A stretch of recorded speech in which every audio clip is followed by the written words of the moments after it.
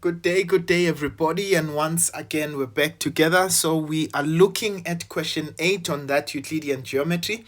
So, if you haven't subscribed, just make sure you are part of the family. All right, and let's continue with our questions on technical maths. But of course, this is also relevant for pure maths. They say in the diagram below, O is the center of the circle.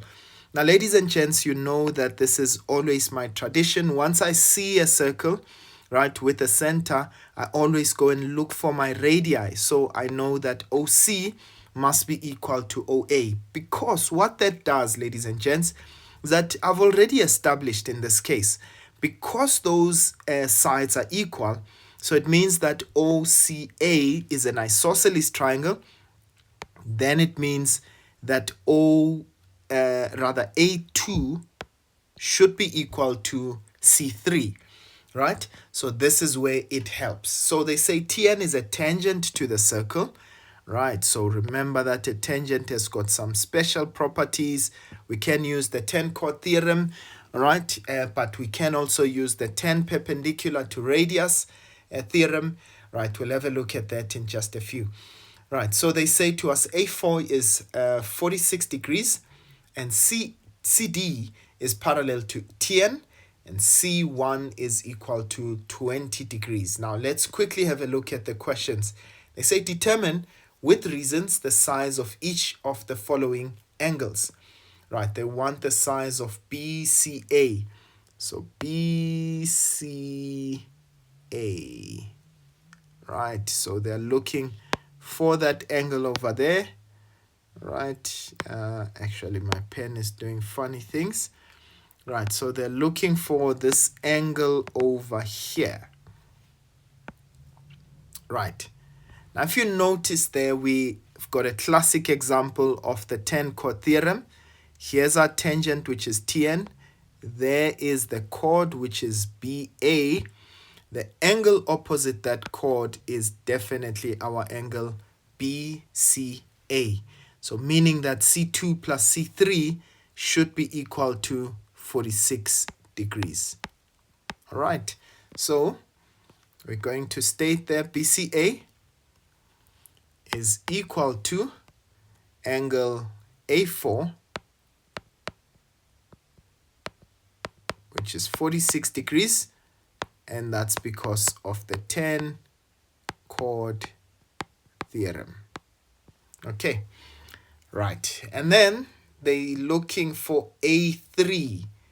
Right, how can we get A3? Well, we know we've got a line from the center, okay, and in this case we've got a tangent, which is Tn, and we know that these must form a 90-degree angle, right?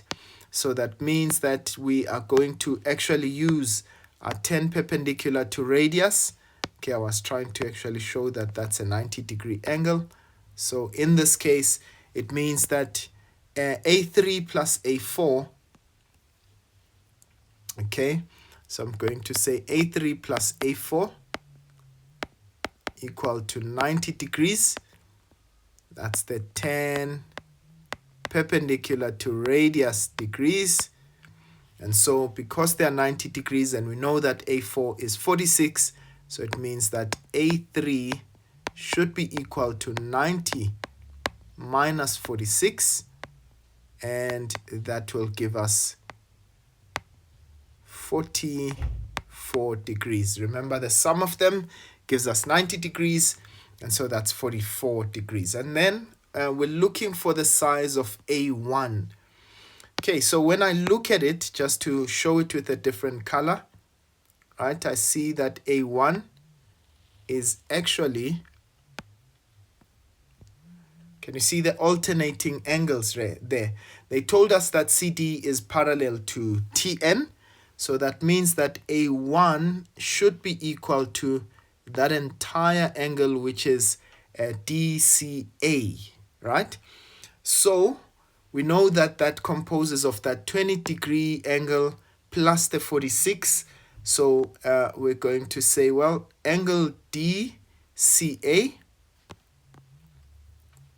so that's equal to angle DCA CA, apologies there. All right, which is equal to A1 plus BCA. Right, so that's 20 degrees plus the 46, so that would give us 66 degrees. But what's the reason we said that?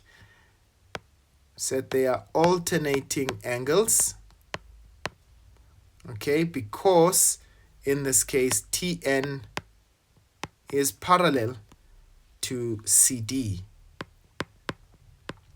All right, so that is truly how the cookie crumbles. Right, as we look at the next one, so we're looking at angle O1. Okay, so let me try and remove some of these things here. Okay, so we're looking at angle O1. Now, please, guys, I want you to note we're looking at this angle over here. But if you remember what I said about, these angles being, the two sides being equal, that is OC as well as OA, right? They are radii. Let's start there.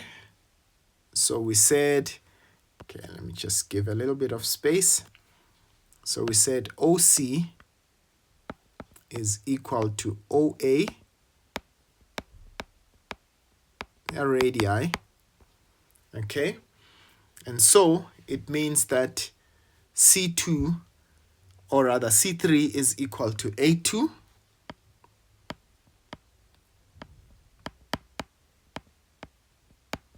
Okay, because in that case, these are angles opposite equal sides. All right, so we know they're equal, but what is their size, right? In this case, I can get the size of angle, no, I said A3, so that's C3 rather, is equal to A2. Apologies there, I made an error. So A2, which is this guy here, is equal to C3, which is that guy over there. Okay, and if you want me to, I can also indicate it with a different color.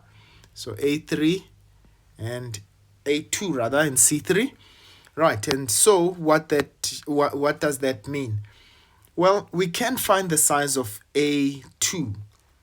Right, we just found out that this angle A1 is 66 degrees. But we know that A1 plus A2 is equal to 90 degrees. Remember, we said that's tangent, that's perpendicular to radius. Okay, so that means that if I want to find the value of A2, that would be equal to 90 minus 66. And so that would give us, is that 30? Well, no, actually, remember that's equal to 90 degrees. So that would be 24, right? 24 degrees. So that angle there is equal to 24 degrees. Right, now we found out that A2 is equal to C3, right? So in triangle OCA, I know that A2